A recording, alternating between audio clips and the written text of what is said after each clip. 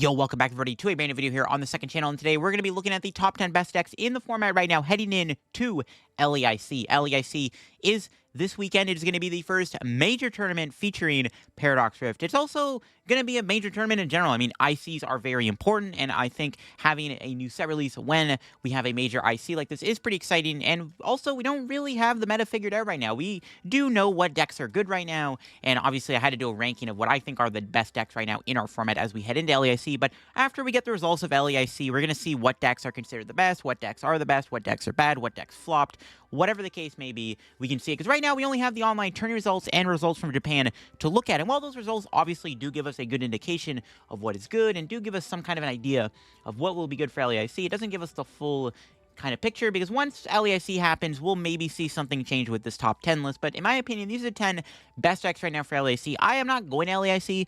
I don't even know what I would play to LAIC if I was going, but obviously I have maybe an idea of what I think are the best decks right now for LAIC, especially with the popularity of what some of these decks will be. That's kind of what I gauge a lot of this off of, how good the deck is, how it's been doing online tourneys, and how popular said deck will actually be. That does indicate how well a deck can perform. If a deck is popular, you know, there's a chance it can do well because there's more people playing it, stuff like that. So I definitely wanted to get my insight as to what the best decks are for this tournament. I'm excited. Let me know what you think of the top 10 ranking down below. Did I miss a deck maybe? I might do some honorable mentions in this video, so keep your eye out for that, because there are other decks outside the top 10 that maybe could have made it. But let's get into the list here. All right, at number 10, I have Snorlax. Now, putting Snorlax at number 10 does seem a little weird because this deck doesn't seem like a real deck. Well, I am in fact going to say Snorlax Stall is actually a legit deck right now. It's done well in online tourneys. It's got good results, and well, I do think that some of its results can be like people not knowing how to play against it properly, or the deck just kind of cheesing wins. It's mainly because nobody really thinks about this deck or cares about it when building decks, especially early on in the meta when this deck really started to take control of everything, especially when you have access to cards like Counter Catcher.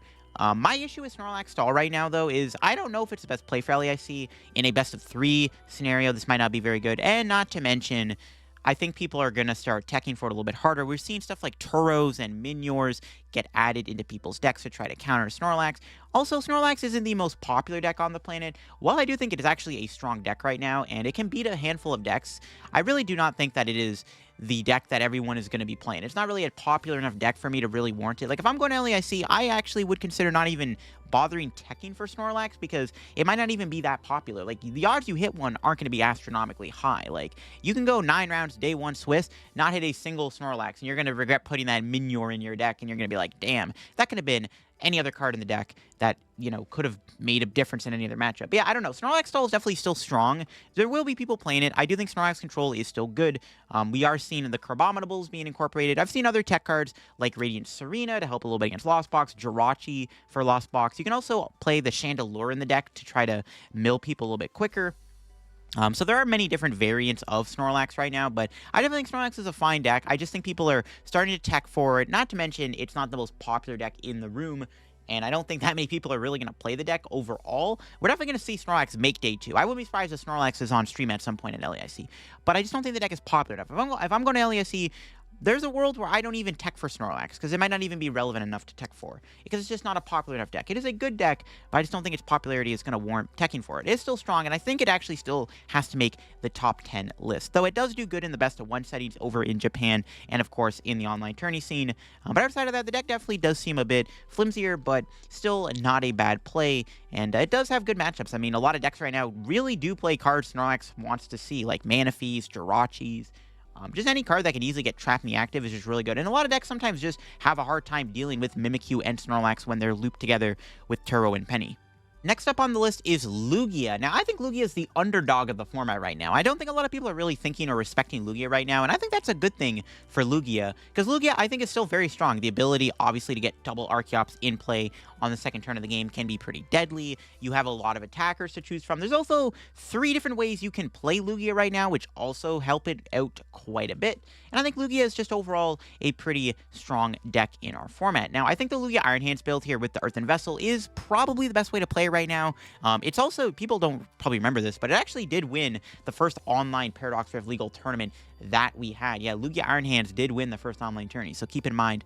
This deck definitely is slept on. I don't think that Lugia is going to be super popular because it's just, a lot of people just don't really think about it. Like, when you're thinking about building decks right now, you're thinking of, like, you know, Zard or Gardevoir or Maridon or Roaring Moon. Lugia is like an afterthought, and I think that's a good thing for Lugia. Now, Lugia does have some awkward scenarios that it's getting put in right now. I actually think that your Guardy matchup is not good right now, and that's mainly because of Screamtail. Most Lugia lists won't be playing Manaphy, and you can very easily get cheesed out of the game by a Screamtail. Screamtail can basically snipe your Archeops, and that can be very bad. So I do think that Lugia does have to deal with some awkward scenarios with Screamtail. So now I think your Guardy matchup became slightly worse, even with the Iron Hands. I still think the Guardy matchup isn't great because if Screamtail knocks out an Archeops, having to work with one Archeops the entire game seems pretty bad. And if you have to use one Archeops in play, like against Guardy, it's going to be tough to win because you want to use the Drapion, you want to use the Snorlax, you want to use Iron Hands, but with the one Archeops makes it tough to do that, and I think that Screamtail is a bit of an issue for Lugia right now. Maybe Lugia should be playing Manaphy, to be honest. I do like the ability to play the Vessels. There is Colorless Lugia too. Colorless Lugia is also decent. I don't think it's the best way to play it. I think it's just kind of a middle-of-the-road build, but Colorless Lugia has had some online results, and there's also Single Strike Lugia, which has completely just fallen off the radar completely, but I think Single Strike Lugia still isn't terrible right now. You do have the strong, you know, single prize attackers with Evo, Tall and Stone Turner. You do also have Tyranitar, which is a pretty good attacker right now in our format, especially when you want to trade into these big two-prizers like Shempao and Roaring Moon. Lugia might struggle against Maridon, and that's maybe the one thing. Also, Iron Hands isn't ideal either, because Iron Hands can take 2 prizes for KOing an Archeops, or even Illuminion take 3 prizes, or if they KO Lugia, they can take like 3 prizes too. So Iron Hands is another thing that scares me about the deck. It does have some weaknesses. Again, Screamtail I think is a bit of an issue now for the deck, so your Guardian match is a bit weaker, and I also think Iron Hands could be scary to play against, and Maridon could give you some trouble if you're not playing Dunsparce, but other than that, I think Lugia is still a fine deck, and it's very under the radar, and I think a lot of people are forgetting about it, and I think that will be an advantage for Lugia for LAIC. Next up is Lost Box. Now, Lost Box definitely is still going to exist, and everyone says it's dead now that Iron Hands is a thing, and also, you know, Jirachi is a problem, but I think Lost Box is still in a fine spot right now. I think the best way to play it is going to probably have to be that Radiant Charizard build of the deck, because Radiant Charizard gives you a better time into Iron Hands, also just good against all these big 2-prizers right now. But Lost Box definitely has its weaknesses. I think a big one, obviously, is Iron Hands being very scary. I think we're not going to see a lot of Kyogre, though there is room for Kyogre to maybe make a comeback in our format.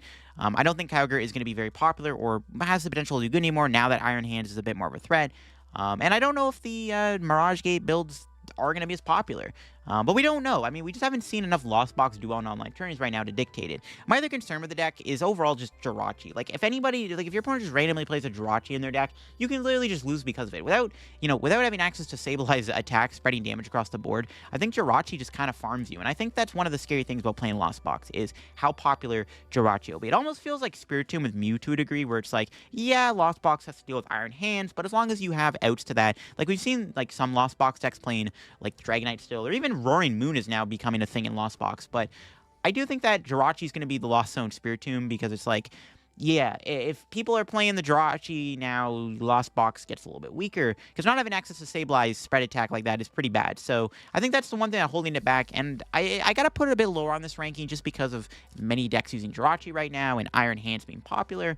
I do think that Lost Box is still fine, though. I think it's still in the format. It reminds me a little bit of Lugia, where the deck is still out there, and people are still going to play it. Like, it doesn't have to be the Charizard build. It can also be Roaring Moon Lost Box, or even Dragonite Raikou Lost Box can still exist. Who knows? But I don't know. We'll see. I think Lost Box will have results in LAC. There are people that just love playing it, and I don't think the deck is dead or anything. I do think that's a lot weaker now and has its fair bad matchups. Like, I think Guardy is going to be really tough to beat now if they're playing the Jirachi in the deck too. Just Lost Box just seems like it sucks if your opponent plays Jirachi or Iron Hands, and that's the one thing that holds it back. And I'm going to have to put a bit lower on the list due to those very hard counters existing right now, but I can still see Lost Box being an okay play, and we'll have to see which build of Lost Box does the best, whether it's Greninja with Mirage Gate / attackers, or if it's the Radiant Charizard build of the deck. Next up is Mew. Now, Mew definitely does seem like a decent deck right now. It's got a lot of good online turn results, and I think that's kind of crazy. The fact that this deck has been actually winning many of the online tourneys that have been going on is very surprising, considering a lot of people might say that Mew is not a very good deck right now, mainly because Roaring Moon and Charizard seem like bad matchups. But Mew does have a lot of advantages. It is still a Judge Path deck, which is very strong, and you can also play the Fusion build, being able to donk the opponent with Meloetta is also a pretty good trait to have right now. I think that the best way to play Mew has to be the Fusion build, because I think you're just going to have a really bad time into Roaring Moon if you're not playing the Fusion build. If you're playing the Double Turbo build, you're probably just going to lose to like Roaring Moon, because if they get the first knockout, I don't see a world where that matchup becomes winnable, but I do think that Mew is still fine, and we're seeing it take down Roaring Moons and Charizard still, which is kind of crazy, or at the very least Roaring Moon. The Charizard matchup probably seems like your worst matchup, especially the Bibarel build, where they just have Bibarel now to like basically draw out of like Judge Path, basically, which is one of Mew's win cons against Charizard is Judge Path, pray that they don't get Rare Charizard and attack you out of nowhere. But yeah, I do think Mew's still a good play, and I think a lot of people are still going to play it. Spiritomb is basically non-existent right now. There is like no deck in the format playing Spiritomb, so that's a huge bonus. And that's one thing that if you want to play Double Turbo Mew, now is probably the best time to play Double Turbo Mew due to the, the Spiritomb just being completely gone from the format, though you might risk having a worse time into like the Charizards and the Roaring Moons, but Double Turbo Mew actually could still be good too, just because Spiritomb just doesn't exist right now in our format. There's like no deck playing it, and Fusion Mew could still be the best way. Just the nature of the format right now with the 2-prize race, being able to donk with Meloetta is really good, and having the 1-prizers are just good right now in general.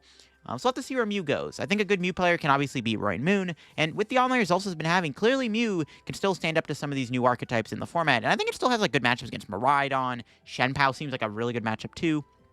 Yeah, you're just going to have a hard time against Charizard. I think it's going to be your worst match. It's probably just Charizard, and that is really about it. I think it can usually beat anything else. I think it's fine into Tina. The Lost Box matchup seems like it's okay if they're not playing Drapion, which most lists aren't right now. So yeah, we'll have to see where Mew goes. Mew seems like it's in a decent spot right now in our format. Crazy to say that. It does seem a bit flimsy. Again, there are two very scary dark decks right now that do scare me from playing it. That's why I didn't put it like any higher than number 7 on this list due to some of the dark decks that do exist. But Mew seems good against a lot of other decks, and even then, its Roaring Moon matchup is still winnable nonetheless. And that's why I had to put Mew on this list. Next up is Giratina. Now, Lost Tina is, in my opinion, the best way to play the Lost one right now, just because Giratina does give you a little bit more power. It doesn't lose to Iron Hands as easily, and Giratina is a pretty threatening presence to have on the board. The problem with Lost Tina, though, is it's just kind of a pile sometimes, and I also think that it gets held back by stuff like Jirachi. But Lost Tina is still strong. It has Path, which is good. It can play Counter Catcher and Iono/Roxanne, which is also a pretty deadly combo. I think Tina's actually still in a good spot. I'm going to put it at number 6 because I don't think it's as popular as people make it out to be, or will be as good or popular as people make it out to be. It has been doing good in the online tourneys and in Japan, but that's just always been a thing with Tina. Like, even in the format when Tina wasn't a thing, Tina was doing good in Japan in online tourneys, and then it just didn't do anything in actual regionals. And then, we're seeing the same thing happen right now where Tina's doing good in online tourneys in Japan, and we'll have to see if it does well in LAIC. I'm going to say that it probably will. It does still seem like a good deck. It has the ability to decently trade well into these 2-prize decks, mainly because you have Sableye and Cram. I think its Roaring Moon matchup might be pretty solid overall. I think its Maridon matchup ain't bad either. Shenpao matchup doesn't seem terrible either. It seems like it has decent matchups across the board. It doesn't automatically just lose to like Iron Hands, and even, well, Jirachi definitely is not ideal for this deck. I think Jirachi is still kind of a problem for Tina. You do have Counter Catchers and Boss in the deck to kind of gust the Jirachi at any point in the game, and you still have the Greninja present, so like they have to bench Manaphy and Jirachi against Tina still, so Tina does have ways to deal with Jirachi, though Jirachi can still be an issue for Lost Tina, which is one thing that can hold it back, is Jirachi definitely still causes issues for the deck, but I think Tina's still fine. I mean, Counter Catcher, Roxanne, Iono is really good. Its comeback potential is definitely there, and yeah, we'll see if Giratina ends up doing well. I think that it's a pretty solid play. Its issues are just really itself. It seems inconsistent, seems kind of bricky, and I think that's a big issue. One thing to say, too, Tina does have a good matchup against Lost Box, or Snorlax, I mean, because you do play a lot of Switch and a lot of attackers that are very annoying for Snorlax to deal with, especially when you have Giratina V, which can literally just sit there and shred the opponent over and over again. So right off the bat, I mean, hey, Tina does have a good matchup against Snorlax, which is nice. And again, its matchup spread seems pretty even across the board. I think the Guardy matchup's fine if they're not playing Gardevoir or Jirachi. If they're playing Jirachi, the Guardy matchup is a little shaky in my opinion, but I think overall, Giratina's a solid play. You just have to get over the fact that it can brick sometimes, and be a little consistent. We'll have to see if these online tourney / Japan results do result in Giratina actually performing well at this tournament, or if it ends up flopping. One of the decks that just immediately got better with the new set is clearly Maridon. Maridon just gaining Iron Hands just makes the deck way more powerful and automatically gives you a better matchup into Lost Zone variants and, of course, into Gardevoir. We'll have to see if the Guardy matchup ends up being as good. Well, you do have Path and Iron Hands now, which a lot of the time Guardy can, really struggle against. Like, it feels like if you, judge Path, Iron Hands, a Gardevoir player, what are they going to do? Like, they just lose the game, especially if you do it on, the second turn of the game. So that does give Maridon some advantage right now, as having a good Guardy matchup, but we'll have to see where Maridon ends up going overall. It seems like it's a pretty solid play. Like, if you didn't know what to play for LAIC, it seems like Maridon isn't the worst deck you can pick up. It seems like it's strong. Iron Hands is a big buff, and with the popularity of, Guardy right now, it seems like it's decent into that matchup. It also has, a good time in a Shenpao, and your Roaring Moon matchup can be good, too. You do have one-prizers to go into, like Zapdos and Mareep. Having the built-in ability with Tandem Unit's really good. You don't have to worry about Path as much right now. I would say there's not as many decks playing it other than really Maridon, maybe Mew, and then obviously Tina. And other than that, Maridon seems like it's a great play still. Like, it's a pretty solid pick. Like, if you don't know what to play for LAIC, Maridon does seem like a deck that could be that deck for you to just pick up and play and do well with. Because I think its matchup spread is good. Because of the 2-prize race right now and the addition of Iron Hands, it does make Maridon stand out quite a bit from the crowd. So I wouldn't be surprised if Maridon ended up doing well at LAC, maybe even getting top 8 again. I mean, it's coming off a regional win, keep in mind, and it really only gains, the one new card. Like, I think you can still kind of keep the Maridon list similar to how it was at Toronto. Just add an Iron Hands to the deck, because Iron Hands is obviously insane. Iron Hands Bravery Charm can be really deadly, too. It's going to be, though, how lucky are you feeling with your generators? That's going to be the thing that really comes down to this deck's success, is are your generators going to be hit or not? But yeah, I'm excited to see where Maridon goes. It feels like the safe play for LAIC. Again, if you don't know what you want to play at LAIC, Maridon might just be the deck for you to just pick up and play. Next up, we have Charizard. Now, Charizard seems like it's well-positioned right now, mainly because it just kind of gets a little bit stronger with some of these new cards. I think, obviously, TM Evolution is really good for the deck. Having access to Jirachi now just kind of makes it easier to beat Lost Box. There are a couple ways to still play Charizard. The main way, the one that's most popular and doing the best in the online tourneys, is to play it with Bibarel and TM Evolution. This allows you to just put Charmeleons in play. You can avoid putting 2-prizers in play unless you absolutely have to, which obviously is really strong right now in our format. And Bibarel does give you some protection against Iono, and that's really good. And also, again, you do get access to Jirachi. You can attack with Charmeleon until you absolutely have to attack with Charizard if your opponent's trying to play chicken around you. Because obviously, you put Charizard down first and attack, unless you're taking a 2-prize knockout, it's not worth it. Against Roaring Moon anyways, you just don't want to put that down right away. Because you're trying to take the first 2-prize knockout of the game with your Charizard. You're not trying to put any 2-prizers in play unless you, unfortunately start with Lumineon or something. But overall, yeah, Zard seems good. I do still like Arvinzard, though, with Pidgeot. I think that deck is still underrated. It's not doing as well right now in the online tourneys. It is having some results overall, but this Bibarel build is clearly the more popular way to play it. But it depends really on what build is the better. Is Arvinzard better, or is Bibarelzard better? I guess we're going to have to see. Only time will tell. But Charizard seems good. I mean, if you basically let your opponent take the first 1-prize knockout, you can just kind of swarm with Charizard. Seems really good right now into the Roaring Moon. Still decent in a Maridon if you get past Path. That's where the Bibarel can obviously come in handy, as you are more protected versus Path the Peak and Iono and Judge Spam.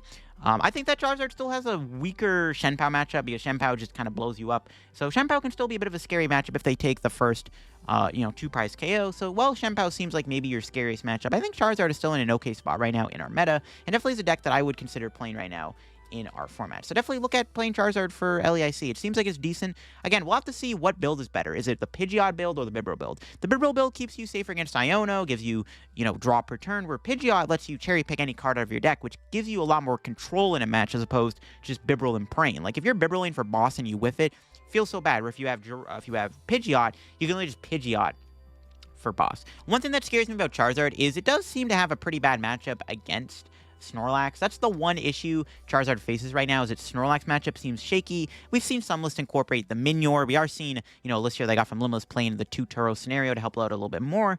But yeah, you definitely have a bit of a sketchy matchup against Snorlax, which one thing that kind of scares me about this deck. But yeah, Charizard's still fine in my opinion. Still a decent call, still a decent play for the tournament, and wouldn't be surprised we see Charizard do well. We just have to see which build is the best, whether it's the Pidgeots or whether it's the Bibarel build of the deck. Next up is Shenpao Iron Hands. Now, I think this deck is really, really good. If this deck sets up and basically just draws the nuts, as I call it, this deck really feels like it could be the best deck in the format. It actually does feel unstoppable when it sets up. Shenpao is a scary deck to play against when they set up perfectly, and a lot of the time it can do that. I mean, Shenpao does seem like it can be a pile sometimes, but it really does set up quickly sometimes, and it just completely runs you over. And Shenpao Hands is, in my opinion, the best way to play it. Now, we could still see the Bibarel Shenpao deck without Iron Hands still do well, but I do think the Iron Hands is probably still the best way to play it, especially with like the popularity of stuff like Gardevoir right now. Being able to attack with Iron Hands multiple times in a match with a Super Rod, Superior Energy Retrieval package is also really scary.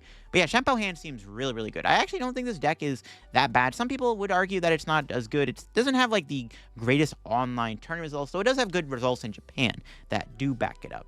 And again, just because the deck maybe doesn't do good in online tourneys or is good or it has better results in Japan, whatever, it doesn't dictate whether or not the deck is considered one of the best in the format. I consider this deck one of the best in the format, and I will stand by. I think Shenpao is very good. If literally, again, if this deck draws what it needs to, turn 1 and turn 2, it sets up and it almost feels like it cannot lose. That's how scary this deck is. I do think there are some techs you can still improve on. I mean, I've seen lists still playing Cross Switcher in it, even with the Iron Hands. Not playing the Clone, but still having the Cross Switchers. Jirachi is something that you could also consider adding into the deck, because Jirachi would give you a little bit more protection against Lost Box overall. And it feels like Shenpao is just a very scary deck right now. And I definitely think that if this deck does what it needs to do, it is nearly unstoppable. And I definitely would not be surprised if we saw a Shenpao on top 8 of LAIC. It does feel like a deck that also will be popular, much like Maridon and even Charizard. It does seem like this is a deck a lot of people are going to play due to how much hype it has, how much groundsel it has, and the results are there. And I think that it's going to be a very popular deck. Even if the deck doesn't win the tournament, I think it's going to be popular. And the fact that it's going to be popular means you have to respect it,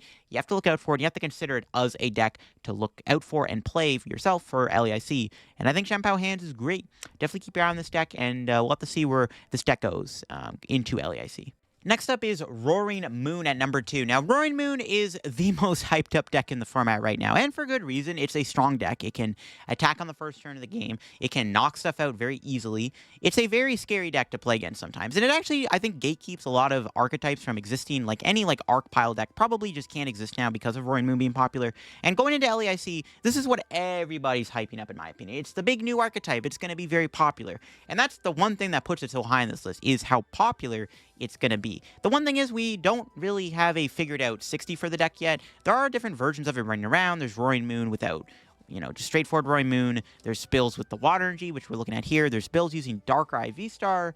I've even seen crazy people trying out Thorn Iron Hands. But overall, Roaring Moon hasn't been figured out yet, though I do think we're getting close to figuring out an ideal 60 for Roaring Moon. And I think Roaring Moon is a very powerful archetype for LAIC. It's going to be very popular. That's the first thing I just wanted to mention. This is just going to be a flat-out just popular deck.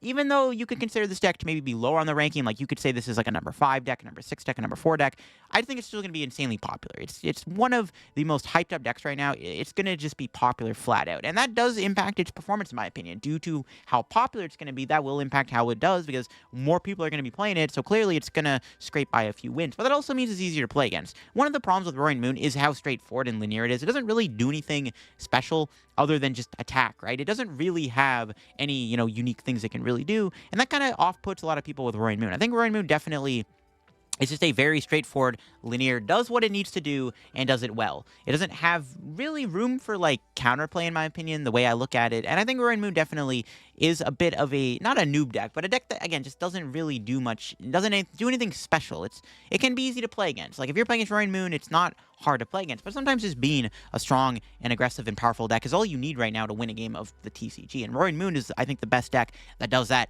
the best. So yeah, we'll have to see what Roaring Moon does. We're probably going to see, hopefully, close to an ideal 60 coming out of LAIC, but right now, I gotta say Roaring Moon is the second best deck. I mean, I don't think it is the best deck, but I do think it is close, because it's just very popular, it's very hyped up, and Roaring Moon is definitely going to be very big at LAIC. We'll have to see how it does at LAIC, of course, but definitely keep an eye out for this one, and hopefully kind of test the matchup and figure out how to beat it, because Roaring Moon is going to be very popular at LAIC. And at number 1, to hopefully nobody's surprise, is Gardevoir. Now, everyone said Gardevoir was dead with Paradox Rift, and that's because of Iron Hands EX basically destroying the deck. But it turns out Gardevoir is still here and is actually just completely dominating the online tourneys. I think Gardevoir is getting a lot of groundswell going into LAIC, and it actually does seem like it is the best deck in the format. It feels like it can trade pretty well into these 2 prize decks. It feels like your Roaring Moon matchup isn't that bad. Just because your opponent's attacking with a dark Pokemon doesn't mean the matchup is terrible, because you're attacking them with really strong one-primers like Shine Arcana Gardevoir, like the Screamtail. Screamtail, for the record, is just bananas right now, and I think that it is very good. And one of the things that can kind of hold back a lot of strategies from working again, like Lugia, for example, where like you can literally just Screamtail both Archeops consecutively and just kind of win the game from there. But yeah, I do think that Gardevoir is in a very good spot right now. In our meta, it feels like it's the best deck for LAIC. Wouldn't be surprised if a lot of the top players are on Gardevoir. There are different ways that Gardevoir is being played right now. Obviously, the main kind of trait is having the Screamtail, having the Luxurious Cape, having the Shining Arcana package with almost up to 3, still playing the Mirage step. But there are different variants. I am looking at the one here that did win the Tournament of Doom tournament, the regional tournament, whatever you want to call it. And this list didn't play any Battle VIP, but there are builds out there that are still playing Battle VIP. There's builds out there playing like 3 Averys. Like, some builds are just really playing some pretty different kind of variants. That's the thing. If you're playing Guardian at LAIC, you need to figure out your personal preferred 60 for the tournament. You need to figure out what you think is best 60 to play for the tournament, and that's where Guardian's going to really land. It's just once somebody figures out their preferred 60 for the deck, kind of like how we kind of cracked Guardian when Tord just put Mirage Step in the deck, and automatically Mirage Step just rebounded in popularity. Something like that could happen. Once people figure out the ideal 60 for Gardevoir with the Screamtail after LAIC, I think we are going to see Guardy do well still. And yeah, Guardy just seems like a great play for LAIC. It seems like it can beat a lot of things in the format right now. It doesn't really lose to anything and has a lot of room for improvement with, you know, Turo as a tech. Counter catcher is really big in the deck too. It has a lot of plays. It can make a lot of counter plays with Screamtail, and it's just a very strong archetype, and it feels like it's just really good right now and is, in my opinion, the best deck for LAIC. It's completely just dominating the online tourneys right now, and I think that is a sign that, yeah, this deck is probably that good. So definitely keep your eye out on Gardevoir for LAIC, because I think Gardevoir is going to be popular. It's going to be played, and I do think we're going to see a lot of the top players on Gardevoir at LAIC. And there you have, that is the top 10 best decks in the format right now heading in to LAIC. LAIC is going to be a very big tournament, and it's going to be very cool to see what the meta looks like after LAIC. This ranking is 100% going to look a lot different after LAIC, just because of the results and what decks are actually going to do well. And hopefully we're going to see some like optimal 60s for decks, fingers crossed, you know what I mean? So we'll see what ends up happening here at LAIC. I'm pretty excited. I guess some honorable mentions to note. I mean, Goldengo, Iron Valiant's on there too. Maybe somebody can make an Arc Pile deck work. It feels like Arc Pile is a little weak right now, but if somebody can make an Arc Pile work, that could be good. I mean, Arc Pile seems like it might not be bad against the Gardevoir decks right now. That's like one thing I'll say with Guardy doing so good. Maybe there is a reason now to try to rebuild an Arc Pile deck. We'll see. But yeah, I'm excited to see what goes down at LAIC this year. I'm going to be watching from home, and I'm excited to see what decks do well and what decks get on stream. Maybe there's going to be some crazy archetype we haven't thought of yet with Paradox Rift that'll do well, and that's the one thing I'm hoping for. But hope you enjoyed this video, and if you did, leave a like. Of course, you're new here to the second channel, subscribe down below. We are getting on the road to, well, 10,000 subscribers. If you have not subscribed yet, make sure to subscribe down below, and that'll be it for me. Hope you enjoyed, and I will probably have more LAIC meta predictions videos coming soon, so keep your eye on the channel for that. Bye-bye.